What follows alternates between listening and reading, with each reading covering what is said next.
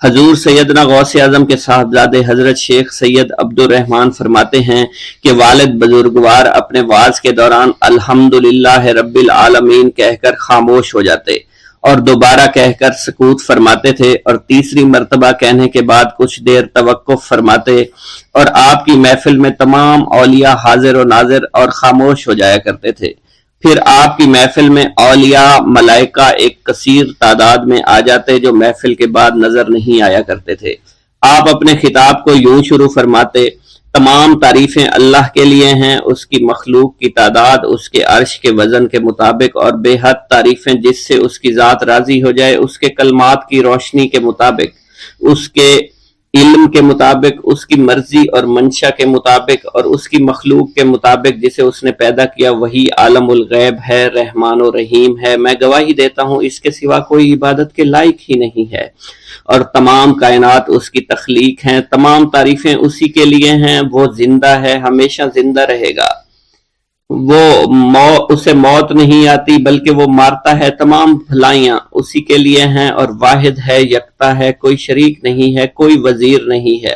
اس نے نہ کسی کو جنا ہے اور نہ ہی اسے کسی نے جنا ہے، وہ بلند و بالا ہے، اس جیسا کوئی نہیں۔ میں اس کی گواہی دیتا ہوں حضور نبی کریم صلی اللہ علیہ وآلہ وسلم اللہ کے رسول، اللہ کے پیغمبر ہیں، وہ تمام مخلوقات سے افضل ہیں۔ اللہ عز و جل نے ان کی ہدایت دے کر ان کو بھیجا تاکہ وہ دین اسلام کو تمام ادیان پر بلند کریں، خواہ مشرکین اس کو برا سمجھیں۔ اللہ راضی ہو خلیفہ اول حضرت سیدنا ابو بکر صدیق سے، جن کی تائید حق کے ساتھ تھی، جن کو حضور نبی کریم نے عقیق کا لقب دیا، جو پاک تھے، پاکیزہ نسل سے تعلق رکھتے تھے، جنہوں نے ہر موقع پر حضور نبی کریم صلی اللہ علیہ وسلم کی حمایت کی اور ان کی تصدیق فرمائی، اور اب بھی نبی کریم کے ہمراہ ابدی آرام فرما رہے ہیں۔ اللہ راضی ہو خلیفہ دوم حضرت سیدنا عمر فاروق رضی اللہ تعالی عنہ سے، جنہوں نے عمل کثیر کیے، جنہوں نے حق کو بلند کیا، جنہوں نے فیصلے کے لیے جن کو منتخب کیا گیا، جنہوں نے ہمیشہ حق بات کا ساتھ دیا، اور وہ بھی حضور نبی کریم صلی اللہ علیہ وسلم کے ہمراہ ابدی آرام گاہ میں آج بھی موجود ہیں۔ اللہ راضی ہو خلیفہ سوم حضرت سیدنا عثمان غنی رضی اللہ تعالی عنہ سے، جنہوں نے اپنے مال سے مسلمانوں کی امداد کی، قرآن مجید کی ترتیب و اشاعت احسن طریقے سے فرمائی، جنہوں نے امامت اور قرت سے محراب کو، منبر کو مزین کیا، اور جو افضل الشہداء ہیں اور فرشتے بھی ان سے حیا کرتے ہیں۔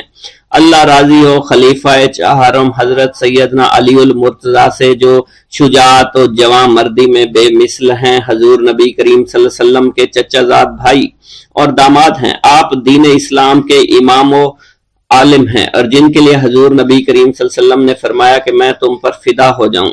اللہ راضی ہو حسنین کریمین حضرت سیدنا امام حسن امام حسین سے، جن کی نیکیاں تا حشر قائم رہنے والی ہیں اور جن کے مراتب بے مثل ہیں۔ اللہ نے ان کے قلوب کو نیکیوں کی جانب مائل کیا۔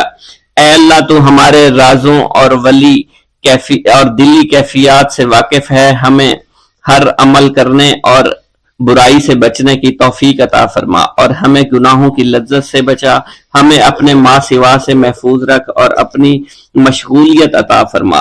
بے شک اللہ کے سوا کوئی عبادت کے لائق نہیں، جو چاہتا ہے وہی ہوتا ہے، اور وہی قوی اور وہی عظیم ہے۔ اے اللہ، ہمیں غفلت سے بچا اور ہمارے اوپر وہ بوجھ نہ ڈال جو تو نے پہلی امتوں پر ڈالا۔ اے ہمارے رب العالمین، ہمیں معاف فرما اور ہماری مغفرت عطا فرما، کیونکہ تو ہی ہمارا رب ہے، تو ہی ہمارا مولا ہے، آمین۔ حضرت شیخ عبداللہ جبائی کا قول ہے کہ حضور سیدنا غوث اعظم رحمت اللہ علیہ نے مجھ سے ارشاد فرمایا کہ میرے نزدیک کھانا کھلانا اور حسن اخلاق افضل اور اعلیٰ ہیں۔ آپ کے پاس کبھی پیسہ نہیں ٹھہرا کرتا تھا، اگر صبح کے وقت آپ کے پاس 1000 دینار آ جاتے تو شام تک وہ غریبوں اور محتاجوں میں تقسیم ہو جایا کرتے تھے۔ حضور سیدنا غوث اعظم کی پرورش نہایت ہی بابرکت ماحول میں ہوئی۔ آپ نے ابتدا میں گوشہ نشینی اختیار کی اور خود کو دنیاوی غلاظتوں سے پاک رکھا۔ آپ نے 51 برس کی عمر میں شادی کی۔ جب آپ سے اس بارے میں دریافت کیا گیا تو آپ نے فرمایا، جب مجھے حضور نبی کریم صلی اللہ علیہ وسلم نے نکاح کی اجازت دی تو میں نے نکاح کر لیا۔ حضور سیدنا غوث اعظم نے اپنی ذات کو اللہ عز و جل کی خوشنودی کے لیے وقف کر رکھا تھا۔ آپ کی راتیں جاگ کر گزرا کرتی تھی اور ساری رات آپ مراقبہ اور مشاہدہ میں گم ہوا کرتے تھے۔ آپ کی عادت مبارکہ تھی کہ آپ سجدہ کو دراز کیا کرتے تھے اور بیٹھ کر مراقبہ فرمایا کرتے تھے۔ اسی دوران آپ کا جسم مبارک نورانی شعاؤں کے زیر اثر ہوتا اور کئی مرتبہ آپ نورانی شعاؤں میں غائب ہو جایا کرتے تھے۔ حضرت شیخ ابو عبداللہ بن حسنین بن ابی الفضل فرماتے ہیں کہ حضور سیدنا غوث اعظم کے بعض دہقانی مریدین ہر سال آپ کے لیے گیہوں بوتے تھے اور جائز طریقہ سے اسے پالتے تھے۔ پھر آپ کے بعض مریدین اسے پیستے اور آپ کے لیے ہر روز 4-5 روٹیاں پکاتے اور شام کو آپ کے پاس روٹیاں لے کر آیا کرتے تھے۔ آپ حاضرین میں ایک ایک ٹکڑا تقسیم کر دیتے اور جو بچ جاتا وہ اپنے لیے رکھ لیا کرتے تھے۔ حضرت شیخ خضر حسنی سے منقول ہے، حضور سیدنا غوث اعظم ایک شکستہ دل فقیر کو دیکھا۔ آپ نے اس سے اس کی کیفیت کے متعلق دریافت کیا تو اس نے کہا کہ میں آج دریا کے کنارے گیا اور ملاح سے کہا مجھے دریا کے پار لے جائے۔ اس نے انکار کر دیا۔ میں اپنے اس افلاس کے سبب پریشان اور شکستہ دل ہوں۔ ابھی اس فقیر کا کلام جاری تھا کہ ایک شخص آپ کی خدمت میں حاضر ہوا اور 30 دینار آپ کی خدمت میں پیش کیے۔ آپ نے وہ دینار اس فقیر کو دے دیے اور فرمایا کہ اس ملاح سے کہنا کہ کسی فقیر کا سوال رد نہ کیا کرے۔ حضرت شیخ معمر ابو المظفر فرماتے ہیں میں نے حضور سیدنا غوث اعظم سے زیادہ کسی کو درگزر فرمانے والا آج تک نہیں دیکھا۔ آپ کی عطا کا یہ علم تھا، ایک محفل میں 400 لوگوں کو ولایت کے مقام اعلیٰ تک پہنچا دیا کرتے تھے۔ بھوکوں کو کھانا کھلانا، بیواؤں کی حاجت روائی کرنا آپ کا معمول تھا۔ جب کسی بیمار کے متعلق سنتے تو فوراً اس کی عیادت کے لیے تشریف لے جایا کرتے تھے۔ فقراء کو آپ رحمت اللہ علیہ کے در سے بغیر سوال کیے عطا ہو جایا کرتا تھا۔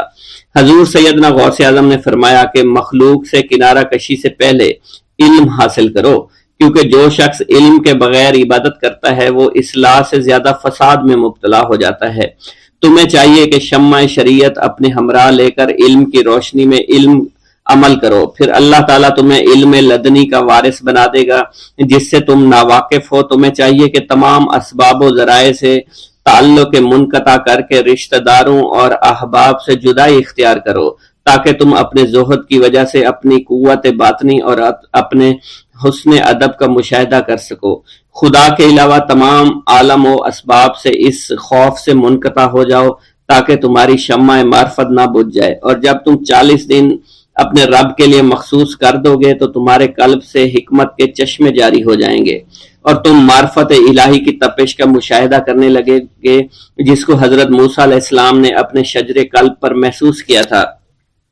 اس کیفیت کے بعد تم اپنے نفس و خواہش، اپنے شیطان سے، اپنی طبیعت اور اپنے وجود سے کہو گے کہ ٹھہر جا، میں نے اس آگ کا مشاہدہ کر لیا ہے جو قلب موسیٰ علیہ السلام پر روشن ہوئی تھی۔ اس کے بعد تمہارے قلب میں باطن سے یہ آواز آنے لگے گی کہ میں ہی تمہارا رب ہوں، میری ہی عبادت کرو، میرے غیر کی اطاعت سے گریزاں ہو جاؤ، میرے سوا کسی سے تعلق مت رکھو، میری معرفت حاصل کر کے میرے غیر کو فراموش کرو، غیر سے اعراض کر کے میرے علم، میرے قرب، میرے ملک اور میری سلطنت کی جانب متوجہ رہو۔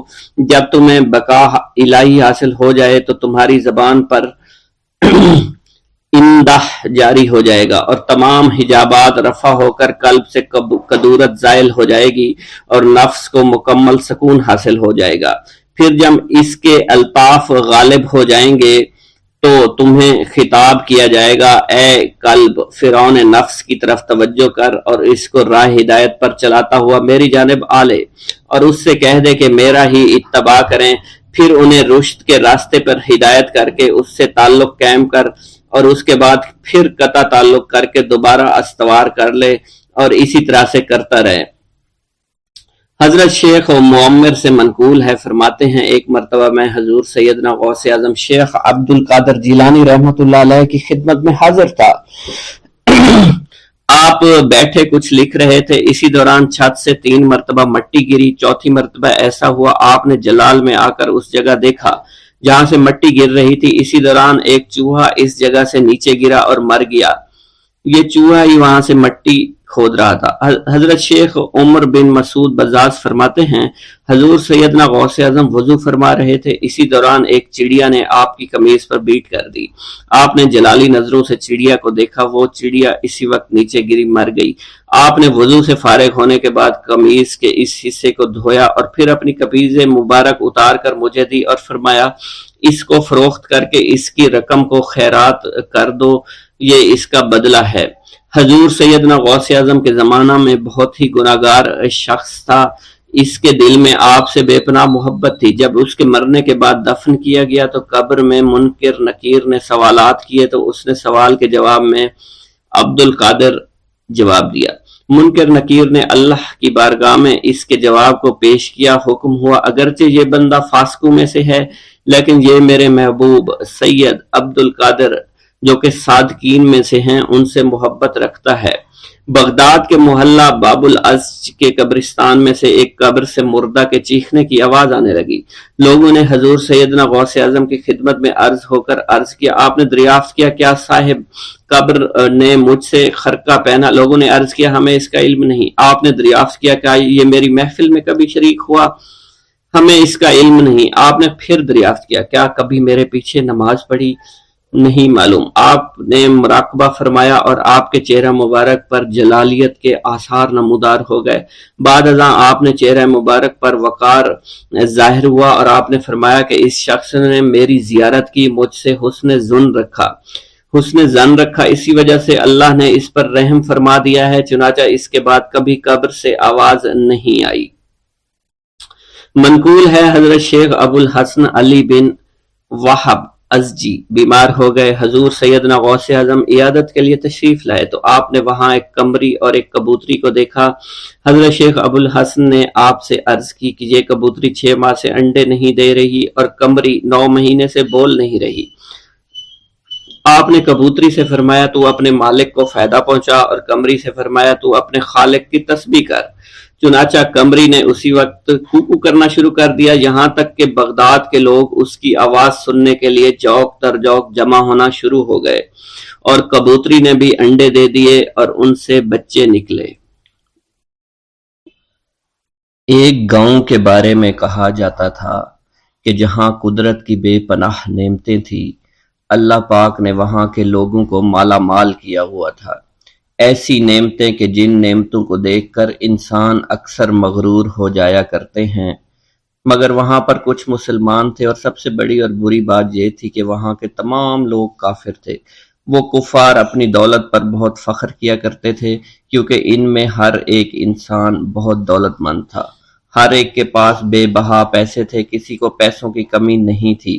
وہاں کے سردار کی ایک اکلوتی بیٹی تھی جس کو سردار بے پناہ پیار کرتا تھا۔ اس سردار کی بیٹی بے پناہ مغرور، ظالم، گھمنڈی تھی۔ وہاں پر غریب لوگ صرف مسلمان ہی تھے، تمام کافر ایک دوسرے کی مدد کیا کرتے تھے، لیکن مسلمانوں کی مدد کرنے والا وہاں پر کوئی نہ تھا۔ وہاں پر انہیں کوئی دیکھنے والا نہ تھا۔ سردار کی بیٹی کو کالے جادو میں خوب مہارت حاصل تھی اور وہ جادو کی وجہ سے وہاں پر رہنے والے غریبوں پر بہت ظلم کیا کرتی تھی۔ تمام مسلمان اس سے بے حد پریشان تھے اور وہ لوگوں کو غلام بناتی اور مزدور بناتی تھی۔ اگر ان میں کوئی اس کی بات نہ مانتا تو اس کو قیدی بنا کر اپنے اشاروں پر نچایا کرتی تھی۔ اس بستی میں چونکہ اکا دکا مسلمان تھے جن کا کوئی پرسان حال نہیں تھا، کوئی بھی ان کو بچانے والا نہیں تھا۔ جب وہ سردار کی بیٹی کے ظلم حد سے بڑھ گئے تو مسلمانوں میں سے ایک بوڑھے شخص نے اللہ کے حضور گڑ گڑا کر دعائیں کی، اے اللہ ہمارے چند نسلیں جو یہاں پر بچی ہوئی ہیں ان نسلوں کو تو بچا لے۔ یہ سردار کی بیٹی جس نے ہمارا جینا دشوار کر رکھا ہے، یہاں کوئی بھی انسان ہمارا حال نہیں پوچھتا اور نہ ہی ہمارے پاس مال و دولت ہے اور نہ ہی ہمارے پاس جسمانی طاقت بچی ہے۔ یا اللہ ہمارے لیے کوئی ایسا بندہ بھیج جو نہ صرف طاقتور ہو بلکہ اس جادوگرنی یعنی سردار کی بیٹی کو بھی ہرا سکے۔ اللہ رب العزت نے اس بوڑھے کی دعا کو قبول فرمایا اور یوں اس جگہ پر ایک اللہ والے کو بھیج دیا، اور وہ اللہ والے ایسے ہی بستی میں داخل نہیں ہوئے بلکہ ایک دن کچھ عجیب واقعہ ہوا۔ ان کافروں کا سردار جنگل میں سیر سپاٹے کرتے ہوئے نکلا تھا، بڑی شان سے چلتا ہوا وہ سفر کر رہا تھا، اچانک ایک زہریلا سانپ اس کے سامنے آیا۔ اس زہریلے سانپ نے بادشاہ کو ڈس لیا اور وہ بے ہوش ہو کر زمین پر گر پڑا اور تڑپنے لگا۔ اس کے جو ساتھی تھے انہوں نے جب اپنے سردار کو یوں تڑپتا ہوا دیکھا اور سردار کی غیر حالت دیکھی تو کہ جسے ایک زہریلے سانپ نے کاٹ لیا ہے، تو وہ فوراً اسے اٹھا کر گھر لے آئے تاکہ اسے بچانے کے لیے کچھ کیا جا سکے۔ اس لڑکی نے اپنے باپ کی جب یہ حالت دیکھی تو اپنے آس پاس کے بڑے بڑے حکیموں کو بلایا، لیکن عجیب بات یہ تھی کہ لاکھ کوشش کے باوجود زہر نکالنے میں سارے ناکام ہو رہے تھے اور زہر تیزی کے ساتھ اس کے جسم میں پھیلتا چلا جا رہا تھا۔ لیکن اسی وقت وہاں ایک درویش کی آمد ہوئی، ایک اللہ والے آئے، ان اللہ پاک نے اس مقصد کے تحت وہاں بھیجا تھا۔ اس اللہ کے ولی نے سردار کے گھر پر پہنچ کر دروازے کو کھٹکھٹایا۔ نوکروں نے پوچھا کون ہو، کس سے ملنا ہے؟ اس نے کہا میں نے سنا ہے کہ یہاں کے سردار کو سانپ نے ڈس لیا ہے۔ نوکر کہنے لگے کہ تمہیں کیسے پتا چلا کہ یہاں کے سردار کو سانپ نے ڈس لیا ہے؟ تم تو ہمیں اجنبی لگتے ہو، ہم نے تمہیں آج تک یہاں نہیں دیکھا ہے۔ اس نے کہا میں مسافر ہوں اور مجھے خبر ملی ہے کہ یہاں کے سردار کو ایک زہریلے سانپ نے ڈس لیا ہے اور کوئی بھی اس کا علاج نہیں کر پا رہا۔ نوکروں نے کہا تم کون ہو؟ اللہ والے نے کہا میں حکیم ہوں اور میں ان کے علاج کی غرض سے یہاں آیا ہوں۔ وہ نوکر اللہ والے کی حالت دیکھ کر ہنسنے لگے کیونکہ آپ نے پھٹے پرانے کپڑے پہن رکھے تھے اور دیکھنے سے بہت غریب معلوم ہوتے تھے۔ وہ نوکر کہنے لگے کہ اتنے بڑے سردار کا علاج کرو گے؟ ارے یہاں تو اس کے پاس بڑے بڑے حکیم بلائے گئے ہیں، ہمارے سردار کے پاس پیسوں کی کوئی کمی نہیں ہے، اور وہ تم جیسے غریب سے بھلا کیوں علاج کروائیں گے؟ درویش نے کہا اگر تم چاہتے ہو تمہارے سردار کی جان بچ جائے پھر مجھے اندر جانے دو۔ غلام کہنے لگا ٹھیک ہے ہم اندر جا کر اجازت لے کر آتے ہیں۔ نوکر اندر گئے، سردار کی بیٹی سے کہا ایک غریب آیا ہے، کپڑوں سے فقیر معلوم ہوتا ہے لیکن کہتا ہے میں سردار کا علاج کر سکتا ہوں اور میں سردار کا علاج کروں گا۔ جو زہر تیزی کے ساتھ جسم میں پھیل رہا ہے میں اس کو باہر نکال پھینک کروں گا۔ اس کی بیٹی کہنے لگی ٹھیک ہے بلا لو۔ جب وہ اللہ والے اس کے گھر کے اندر گئے تو دیکھا سردار تڑپ رہا تھا، ٹانگ کو بار بار بستر پر پٹخ رہا تھا۔ اللہ والے نے اس کے پیر کی طرف دیکھا جہاں سانپ نے اس کو کاٹا تھا، اسی جگہ اللہ والے نے تھوک دیا، فوراً وہاں سے بھاگ گئے۔ اس کے سارے سپاہی اس کی بیٹی دیکھ کر حیران رہ گئے کہ یہ بھلا کون سا دیوانہ ہے، کمرے میں آیا، علاج کی بجائے اسی جگہ پر تھوک دیا جہاں صرف کاٹا تھا اور بھاگ بھی گیا، اس کو کوئی گرفتار نہیں کر سکا۔ سردار کی بیٹی غصے میں تل ملا اٹھی کہ اس نے جو گستاخی کی ہے اس کی کوئی بات نہیں، تھوک کو میں صاف کروا دوں گی مگر اس کو تو میں ابھی گرفتار کرواتی ہوں۔ اور اس نے اپنے سردار کے ایک نوکر سے کہا کہ اس تھوک کو صاف کرو۔ اس نوکر نے تھوک کو صاف کرنے کی بجائے اس کو اچھی طرح سے ٹانگ پر مل دیا۔ لڑکی نے کہا کیا کر رہے ہو؟ اس فقیر نے میرے باپ کی ٹانگ پر تھوک دیا، اب اس تھوک کو تم مل رہے ہو؟ حکیم نے اپنے ہاتھ کے اشارے سے سردار کے بیٹے کو روک دیا۔ جیسے اس تھوک کو سردار کی ٹانگ پر ملا گیا فوراً سارا زہر ختم ہو گیا۔ جو ٹانگ کٹنے کے قابل تھی وہ ٹانگ بالکل ٹھیک ہو چکی تھی، جو نیلی پڑ چکی تھی اب اصلی حالت میں آہستہ آہستہ واپس آ رہی تھی، اور جب وہ قبیلے کا سردار بالکل ٹھیک ہو گیا، ہوش میں آ گیا تو حیران رہ گیا۔ اسے بتایا کہ فقیر بابا کے تھوک کی وجہ سے آپ ٹھیک ہوئے ہیں۔ اس نے کہا وہ بزرگ تو ہمارے لیے مسیحا ہے، تم لوگوں نے انہیں جانے کیوں دیا؟ انہیں میرے پاس لے کر آؤ، انہوں نے ہم پر بہت بڑا احسان کیا ہے، ہم اس کے احسان کا بدلہ ضرور چکائیں گے۔ اس کی بیٹی جو خاموشی سے باپ کو دیکھ رہی تھی اس نے کچھ بھی نہ کہا۔ گاؤں کے سردار کے کہنے پر سارے سپاہی اللہ والے کو ڈھونڈنے کے لیے نکل گئے۔ وہ چاروں طرف پھیل گئے لیکن کہیں بھی اللہ والے کا پتہ نہیں چل رہا تھا۔ پھر جب سپاہی تلاش کرتے کرتے جنگل میں داخل ہوئے، وہاں ایک درخت کے نیچے ایک آدمی کو عبادت کرتے ہوئے دیکھا۔ وہ غور سے اس کو دیکھ رہے تھے اور کہہ رہے تھے یہ کس طرح کی عبادت کر رہے ہیں؟ ہم لوگ تو اپنے بتوں کے آگے ہاتھ جوڑتے ہیں، یہ نہ جانے کس کو سجدہ کر رہے ہیں۔ خیر عبادت کے فوراً بعد اللہ والے کو پکڑ لیا، گاؤں کے سردار کے سامنے پیش کیا۔ وہ کہنے لگا آپ کون ہیں اور کہاں سے آئے ہیں؟ سب سے پہلے تو میں گستاخی کی معافی چاہتا ہوں، میرے لوگوں نے آپ کے ساتھ بڑی بدتمیزی کی، لیکن آپ کی وجہ سے آج میں زندہ ہوں۔ ہم گناہ گاروں کی وجہ سے آپ جیسے لوگوں کو بہت تکلیف ہوئی ہے، اس لیے میں معذرت چاہتا ہوں۔ آپ سے درخواست کرتا ہوں کہ آپ میری طرف سے یہ قیمتی لباس یعنی کپڑے اور عربی گھوڑا قبول کیجئے۔ اللہ والوں نے اس کی طرف مسکرا کر دیکھا اور کہا یہ گھوڑا، یہ لباس بہت قیمتی ہے، مگر یہ لباس پہن کر اس گھوڑے کے لیے گھاس کاٹوں گا تو کیا اچھا لگوں گا؟ سردار نے کہا فکر نہ کریں، گھوڑے کے ساتھ ساتھ ہم آپ کو نوکر بھی دیں گے۔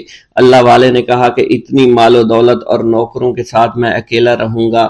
گاؤں کا سردار بولا حضور آپ کی یہ بات سن کر میں سوچ میں گم ہو گیا ہوں، لیکن یہ میری بیٹی آپ کے سامنے حاضر ہے۔ بیٹی حیرت سے اپنے باپ کو دیکھ رہی تھی کہ میرا باپ اب کیا کہنے والا ہے۔ سردار نے کہا میری بیٹی جسے آپ نے دیکھ لیا ہے اس کی شادی میں آپ سے کر دوں گا، مگر ایک شرط ہے کہ آپ کو اپنے مذہب کو چھوڑنا پڑے گا۔ میرے سپاہیوں نے آپ کو عبادت کرتے ہوئے دیکھا ہے، جہاں تک ہمارے معمولات ہیں ہم بتوں کے آگے سجدہ کرتے ہیں اور ان کی عبادت کرتے ہیں، اور آپ جس کے آگے سجدہ کرتے ہیں وہ اللہ ہے، یعنی آپ مسلمان ہیں، اس لیے آپ کو اپنا مذہب چھوڑنا پڑے گا۔ کیا آپ ایسا کر سکتے ہیں؟ اللہ والے نے کہا کہ مجھے ایک بات بتائیے، آپ سب کچھ دیکھ رہے ہیں، آپ نے مجھے یہ بھی دعا دی کہ میری اولادیں ہوں اور آپ کی نسل آپ کی بیٹی سے چلے گی۔ مجھے ایک بات بتائیں، اگر ان بچوں میں سے کسی بچے کو خدا نہ خواستہ کچھ ہو گیا تو کس کو رونا پڑے گا؟ سردار نے جواب دیا اگر خدا نہ خواستہ کچھ ایسا ہوا تو رونا مجھ کو ہی پڑے گا۔ اللہ والا نے مسکرا کر کہا اگر یہ سارا مال لے کر مجھے رونا ہی پڑا تو آپ اپنا گھوڑا، اپنی دولت، اپنی بیٹی، ہر چیز اپنے پاس رکھ لو۔ میں خوش ہوں، میں مسلمان ہوں، میں ٹھیک ہوں۔ اگر یہ تمام چیزیں لے کر مجھے اپنا محلہ چھوڑنا پڑے تو میں اپنی جان دے کر بھی اپنے مذہب کو نہیں چھوڑوں گا۔ جس طرح آپ نے مجھے نوازا ہے، میں اسی رب کے دین کو چھوڑ کر چلا جاؤں گا۔ صرف چند پیسوں کی خاطر میں ہر دن پیسہ نہیں کر سکتا، اور اپنی درویشی میں بہت خوش ہوں۔ اللہ نے مجھے جس مقصد کے لیے بھیجا تھا وہ میرا مقصد پورا ہو جائے گا۔ گاؤں کے سردار نے پوچھا، یہ کہہ کر وہ اللہ والے جانے لگے تو سردار نے درویش کو رک جانے کا کہا اور کہنے لگے میں نے مال دے کر تمہیں آزمایا اور تمہیں پرکھا، لیکن تم اپنے مذہب کو چھوڑنے پر راضی نہیں ہو۔ اگر تم یہی سب کرنے آئے تھے تو تمہیں اس بات کا ڈر نہیں؟ کیا تم نہیں جانتے ہم کتنے طاقتور ہیں، اور میری بیٹی اپنے عمل میں اتنی ماہر ہے کہ تمہیں یہاں کھڑے کھڑے ابھی جنگلی جانور بنا سکتی ہے۔ اللہ والے نے کہا کہ اس نے جنگلی جانور کمزور لوگوں کو بنایا ہوگا، یہ مجھے جانور بنا کر تو دکھائے۔ اس سے پہلے کہ گاؤں کا سردار اپنی بیٹی سے کچھ کہتا کہ اس پر وار کرو، اللہ والے نے جادوگرنی پر ایسی پھونک ماری کہ وہ اسی وقت ایک بہت بڑی چھپکلی بن گئی۔ وہ کچھ بھی نہیں کر پا رہی تھی، وہ چھپکلی اتنی بڑی تھی کہ وہاں پر جتنے بھی انسان کھڑے تھے ان سب میں سب سے زیادہ اونچا اس کا قد تھا۔ وہ چھپکلی اللہ والے کے پاس آئی، اپنا زہر اس پر اگلنا چاہتی تھی کہ اسی وقت اس نے اس کے منہ پر تھوک دیا۔ تھوکنے کی دیر تھی وہ چھپکلی جلنے لگی، اور جس سے گرمی کی وجہ سے اس کا چہرہ پگھل رہا تھا، اس کا چہرہ جل کر کالا ہو چکا تھا۔ وہ مرنے والی تھی کہ سردار دوڑتا ہوا قدموں میں آ کر گر پڑا اور معافی مانگنے لگا اور کہنے لگا حضور اس گستاخی کے لیے میں معذرت خواہ ہوں، آپ مجھے معاف کر دو، میں نے سچ میں آپ کو بہت کمزور سمجھا تھا، آپ کو آپ کا مذہب سے ہٹانا چاہا تھا۔ اگر میری بیٹی ٹھیک ہو جائے تو میں سچ کہتا ہوں یہاں پر جتنے لوگ ہیں ہم پوری کی پوری بستی مسلمان ہو جائیں گے۔ اللہ والے نے کہا کہ ہم تمہیں اپنے دین میں شامل کرنے کے لیے یہ سب نہیں کر رہے، بلکہ تم لوگ مسلمان بھائیوں پر جو ظلم کرتے ہو وہ ظلم کو ختم کرنے کے لیے ہم یہاں آئے ہیں۔ ہمارے دین میں جبر اور ظلم نہیں۔ اگر تمہارے بیٹی سے انسان بن کر سدھر جاتی ہے تو اس کو اس کی اصلی حالت میں لانے کے لیے میں خود کو اللہ کی بارگاہ میں پیش کروں گا اور دعا کروں گا۔ سردار کہنے لگا کہ ہاں میری بیٹی اصلی حالت میں اگر آ جائے تو پھر ہم کسی پر ظلم و ستم نہیں کریں گے، اور میں دل سے اپنی بیٹی کے لیے معافی چاہتا ہوں۔ آج سے یہ کوئی بھی جادو ٹونا اور مسلمانوں کو تنگ نہیں کرے گی اور نہ ہی کسی مسلمان پر یہ ظلم اور جبر کرے گی۔ بس آپ اسے دوبارہ سے انسان بنا دے۔ اللہ والا نے چھپکلی پر دوبارہ سے پھونک ماری تو پھر سے انسان بن گئی اور اللہ والے کے قدموں سے وہ لپٹ گئی، کہنے لگی مجھے معاف کر دیجئے، مجھے معاف کر دیجئے، میں نے اپنے آپ کو بہت طاقتور سمجھا۔ اس لڑکی کا آدھا چہرہ جل چکا تھا اور کالا ہو چکا تھا۔ وہ کہنے لگی کہ آج اپنے باپ کے ساتھ میں آپ کے دست مبارک پر مسلمان ہونا چاہتی ہوں۔ میں وعدہ کرتی ہوں کہ آج سے اس بستی پر کوئی بھی کافر کسی مسلمان کے ساتھ بدتمیزی نہیں کرے گا، زیادتی نہیں کرے گا، ظلم اور جبر نہیں کرے گا، بلکہ ہم سب یہاں مل جل کر رہیں گے اور بھائی چارے کے ساتھ رہیں گے۔ ہم سب مسلمان ہو جائیں گے اور پھر یوں اللہ والے کے ہاتھوں پوری بستی کا سردار اور اس کی بیٹی نے اسلام قبول کر لیا اور سردار نے اللہ والے سے اپنی بیٹی کا نکاح کر دیا اور پھر اس بستی میں ہمیشہ کے لیے امن و امان قائم ہو گیا۔ میرا یہ قدم تمام اولیاء کرام کی گردن پر ہے۔ ایک مرتبہ محلہ حلبہ میں اپنے مہمان خانے میں واز فرماتے ہوئے حضور سیدنا غوث اعظم پر اچانک حالت کشف طاری ہوئی۔ آپ رحمت اللہ علیہ نے فرمایا میرا یہ قدم ہر ولی اللہ کی گردن پر ہے۔ یہ ارشاد سن کر تمام اولیاء اللہ نے اپنی گردنیں جھکا دیں۔ صلحائے امت نے اس کی توضیح فرمائی ہے کہ آپ رحمت اللہ علیہ کے عہد مبارک اور بعد میں قیامت تک آپ کی عطا کے بغیر ولی اللہ ولایت کے درجے پر فائز نہیں ہو سکتا۔ سلطان الہند حضرت خواجہ معین الدین چشتی المعروف خواجہ غریب نواز اس وقت خراسان کے پہاڑوں پر مجاہدات میں مشغول تھے۔ انہوں نے بھی حضور سیدنا غوث اعظم کا ارشاد گرامی سن کر اپنی گردن جھکا دی اور یوں عرض گزار ہوئے آپ کے قدمین شریفین میرے سر اور میرے آنکھوں پر ہیں۔ حضور سیدنا غوث اعظم فرماتے ہیں کہ میں 10 برس کی عمر میں اپنے شہر کے مکتب میں حصول علم کے لیے جایا کرتا تھا۔ اس وقت میرے ساتھ ملائکہ بھی ہوتے تھے جو میرے آگے پیچھے میری حفاظت کے لیے چلتے تھے۔ جب میں مدرسہ پہنچتا تو یہ منادی کرتے تھے اللہ کے ولی کے لیے جگہ خالی کر دو، چنانچہ وہ میرے لیے جگہ خالی کر دیتے تھے۔ ایک مرتبہ میں نے ایک ایسے شخص کو دیکھا جس نے فرشتوں کی آواز سن کر کہا جس میں کوئی مزاحمت نہ ہوگی کہ یہ ایک نہایت معزز گھرانے کا فرد ہے اور عن قریب اس کو وہ عظمت حاصل ہوگی جس میں کوئی مزاحمت نہ ہوگی اور اس کو ایسا قرب نصیب ہوگا کہ اس کو کوئی فریب نہ دے سکے گا۔ پھر 40 برس بعد میں نے اس شخص کو پہچانا، وہ شخص ابدالوں میں سے تھا۔ حضرت شیخ ابو سعود احمد بن بکر حریمی سے مروی ہے کہ حضور سیدنا غوث اعظم نے فرمایا کہ میں 55 سال تک تنہا عراق کے بیابانوں میں پھرتا رہا، میں لوگوں کو نہ جانتا، لوگ مجھے نہ جانتے۔ اسی دوران میرے پاس رجال الغیب اور جنات تشریف لاتے جنہیں میں طریقت اور اصول کی تعلیم دیتا تھا۔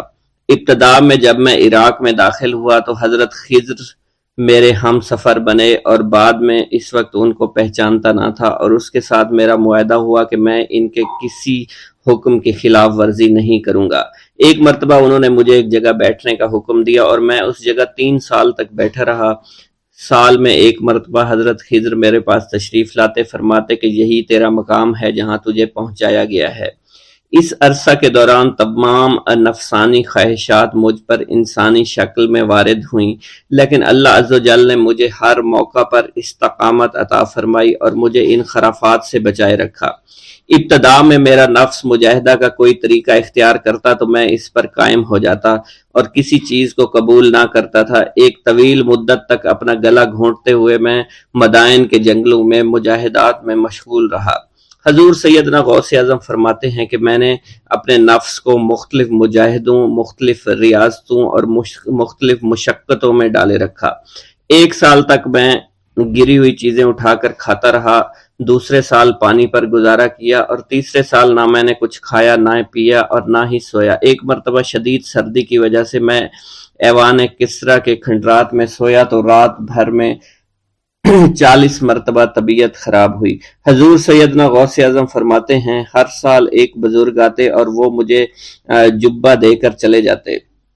اسی طرح میں نے بے شمار طریقوں سے دنیا اور نفس سے چھٹکارا پانے کی کوشش کی۔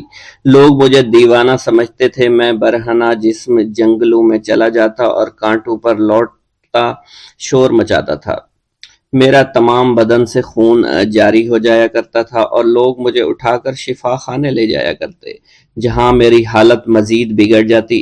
ایک وقت ایسا بھی آیا جب مجھ میں اور مردہ میں کوئی فرق نہ تھا۔ لوگ کفن لے کر آئے، غسال کو بلوایا کہ وہ مجھے غسل دے دیں۔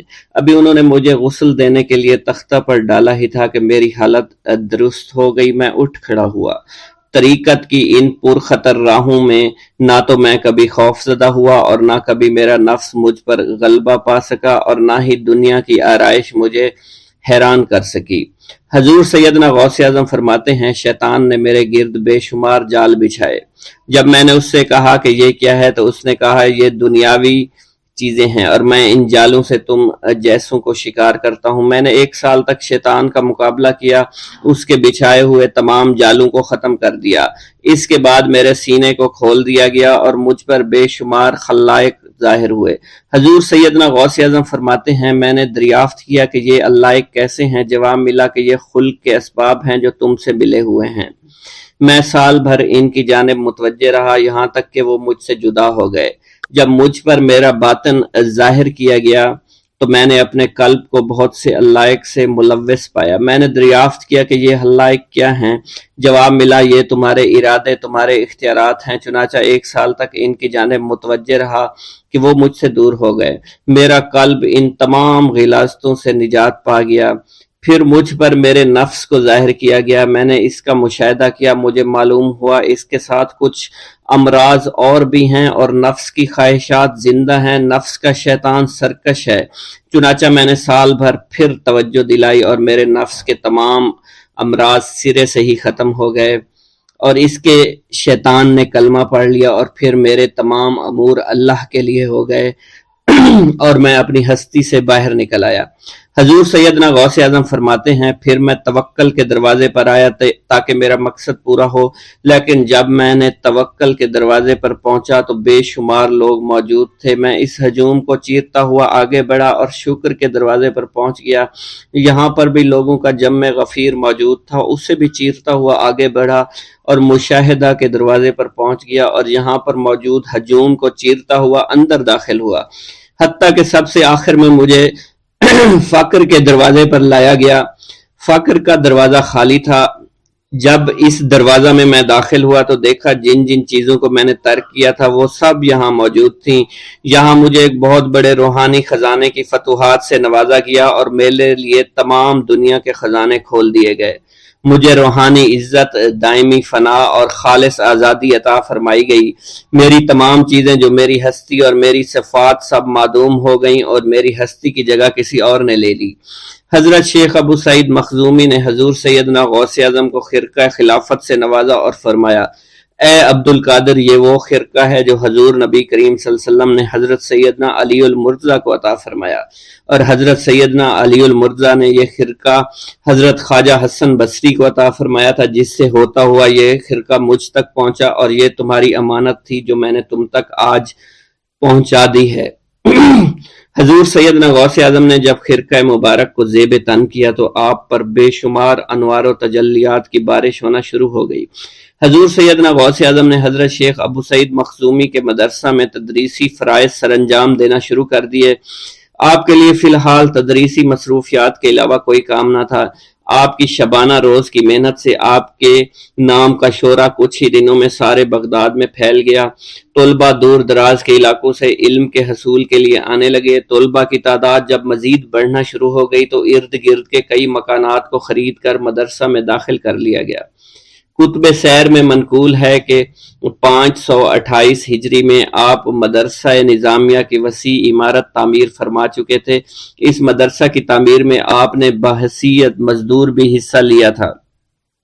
حضرت شیخ ابو الخشاب سے مروی ہے کہ میں جوانی میں جب علم نحو پڑھ رہا تھا تو لوگوں نے مجھے حضور سیدنا غوث اعظم کے پاس جانے کا مشورہ دیا اور اس کی وجہ سے مجھے بھی اشتیاق ہوا کہ میں آپ کا واز سنوں۔ ایک مرتبہ کچھ لوگوں کے ہمراہ آپ کی مجلس میں دوستوں کے ہمراہ حاضر ہوا۔ آپ نے میری جانب توجہ کرتے ہوئے فرمایا ہماری صحبت اختیار کر لو، چنانچہ میں نے آپ کے فرمان کے مطابق آپ کی صحبت کو اختیار کر لیا۔ آپ نے مجھے علم نحو کے علاوہ علوم عقلیہ اور تقلد حاصل کیے جس سے مجھے کوئی واقفیت پہلے نہیں تھی۔ 1 سال کے عرصہ میں آپ کی نظر کرم سے میں نے وہ علوم حاصل کر لیے جو گزشتہ اتنی عمر گزارنے کے باوجود بھی مجھے حاصل نہیں ہوئے تھے۔ منقول ہے حضرت شیخ بقا بن بطو، شیخ علی بن ہیتی اور شیخ کیلوی جب حضور سیدنا غوث اعظم کے مدرسہ میں آتے تو جھاڑو دیا کرتے تھے اور چھڑکاؤ کرتے تھے، لیکن آپ کی اجازت کے بغیر کبھی اندر داخل نہ ہوتے تھے۔ اجازت ملنے کے بعد آپ حضرات اندر داخل ہوتے اور اجازت ملنے پر ہی بیٹھتے تھے۔ آپ سے امان طلب کرتے اور امان مل جانے کے بعد مؤدب ہو کر بیٹھ جاتے۔ جس وقت آپ کہیں جانے کا ارادہ کرتے تو یہ حضرات سواری کے ہمراہ چلتے۔ آپ انہیں اس فعل سے منع فرمایا کرتے تھے اور کہتے تھے کہ ہمیں آپ کے ذریعے قرب الہی حاصل ہوا ہے۔ حضرت شیخ محمد قائل الادنیٰ سے مروی ہے کہ ایک مرتبہ حضور سیدنا غوث اعظم سے دریافت کیا گیا کہ آپ کی بزرگی اور عظمت کا راز کیا ہے۔ آپ نے فرمایا کہ میں کبھی جھوٹ نہیں بولتا اور کبھی کسی سے کذب بیانی نہیں کرتا۔ بسم اللہ الرحمن الرحیم۔ السلام علیکم۔ حضور سیدنا غوث اعظم فرماتے ہیں میں 10 برس کی عمر میں اپنے شہر کے مکتب میں حصول علم کے لیے جایا کرتا تھا۔ اس وقت میرے ساتھ ملائکہ بھی ہوتے تھے جو میرے آگے پیچھے میری حفاظت کی غرض سے چلتے تھے۔ جب میں مدرسہ پہنچتا تھا تو وہ بار بار منادی کرتے تھے اللہ کے ولی کے لیے جگہ خالی کر دو، چنانچہ وہ میرے لیے جگہ خالی کر دیتے تھے۔ ایک مرتبہ میں نے ایک ایسے شخص کو دیکھا جس نے فرشتوں کی آواز سن کر کہا کہ یہ نہایت معزز گھرانے کا فرد ہے اور عن قریب اس کو وہ عظمت اور بزرگی حاصل ہوگی جس میں کوئی مزاحمت نہ ہوگی، اس کو ایسا قرب نصیب ہوگا کہ اس کو کوئی فریب نہ دے سکے گا۔ پھر 40 برس بعد میں نے اس شخص کو پہچانا، وہ شخص ابدالوں میں سے تھا۔ حضرت شیخ ابو سعود احمد بن ابی بکر سے مروی ہے حضور سیدنا غوث اعظم نے فرمایا میں 25 سال تک تنہا عراق کے بیابانوں میں پھرتا رہا۔ میں لوگوں کو نہ جانتا تھا، لوگ مجھے نہیں جانتے تھے۔ اسی دوران میرے پاس رجال الغیب اور جنات تشریف لائے جنہیں میں طریقت اور رسول اللہ کی تعلیم دیا کرتا تھا۔ ابتدا میں جب میں عراق میں داخل ہوا تو حضرت خضر میرے ہم سفر تھے اور میں انہیں اس وقت سے پہچانتا نہیں تھا۔ ان کے ساتھ میرا معاہدہ ہوا کہ میں ان کے کسی حکم کی خلاف ورزی نہیں کروں گا۔ ایک مرتبہ انہوں نے مجھے ایک جگہ بیٹھنے کا حکم دیا، میں اسی جگہ 3 سال بیٹھا رہا۔ سال میں ایک مرتبہ حضرت خضر میرے پاس تشریف لاتے اور فرماتے یہی تیرا مقام ہے جہاں تجھے پہنچایا گیا ہے۔ اس عرصہ کے دوران تمام نفسانی خواہشات مجھ پر انسانی شکل میں وارد ہوئیں، لیکن اللہ نے مجھے ہر موقع پر استقامت عطا فرمائی اور مجھے ان خرافات سے بچائے رکھا۔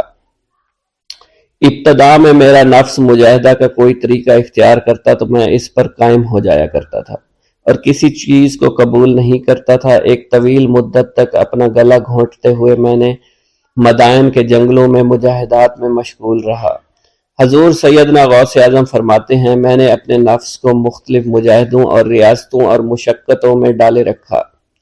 1 سال تک میں گری ہوئی چیزیں اٹھا کر کھاتا رہا، اسی دوسرے سال میں صرف پانی پر گزارا کرتا رہا اور تیسرے سال میں نے کچھ نہ کھایا اور نہ پیا نہ ہی سویا۔ ایک مرتبہ شدید سردی کی وجہ سے میں ایوان کسریٰ کے کھنڈرات میں سویا تو رات بھر میں 40 مرتبہ احتلام ہوا۔ میں نے ہر مرتبہ دریائے دجلہ پر جا کر غسل فرمایا، پھر نیند کے خوف سے محل کے اوپر ایک ویران جگہ پر چڑھ گیا اور وہاں 2 سال تک قیام کیا، حتیٰ کہ سردی کے سوا کوئی شے کھانے کو میسر نہیں تھی۔